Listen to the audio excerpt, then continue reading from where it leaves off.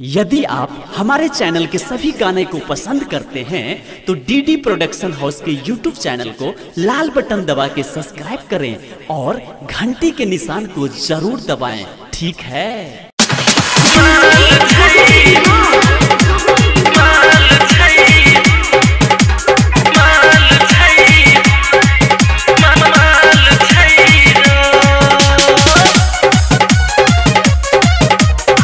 Presented by DD Production House, Sakri।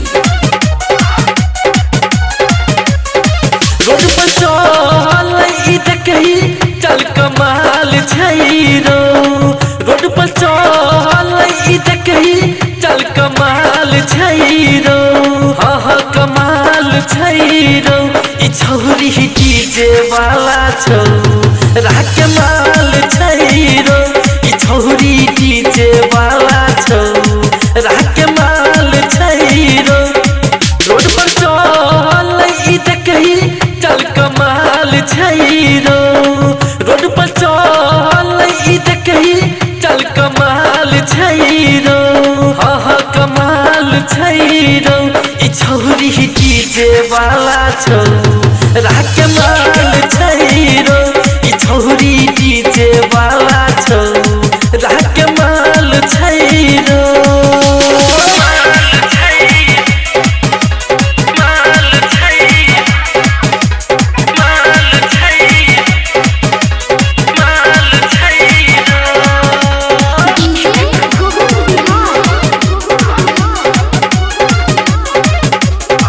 Presented by DD Production House, Sakri। एसनो हो powder एकरा फिर यह में भेटई छे। छौरा अतलतरा सबसे बहकरई छे।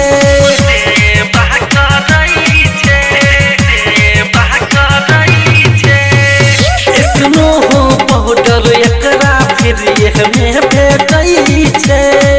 छौरा अतलतरा सबसे बहकरई छे। गल कमाल छैरो। फेरला बहाली लगाबही गल कमाल छैरो। हाँ कमाल छैरो। ई छौरी डीजे वाला छौ राह कमाल छैरो।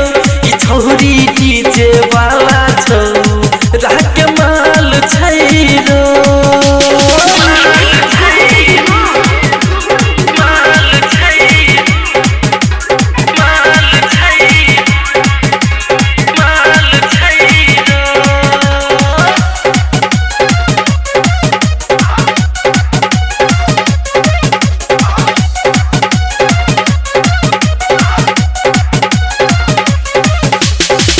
देखई में हवा कही छौरी एक तो महसूपर।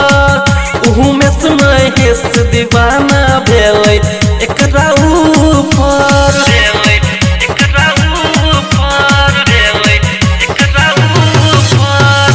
देखई में हवा गई छौरी एक तो महसूपर। शंकर सुमन दीवाना भेलै एकरा ऊपर। से पूछे की हाल छैरो।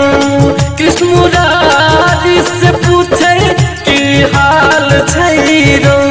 हाँ की हाल छैरो। ई छौरी डीजे वाला छौ राह कमाल छैरो। ई छौरी डीजे वाला छौ राह कमाल छैरो। Presented by DD Production House, Sakri।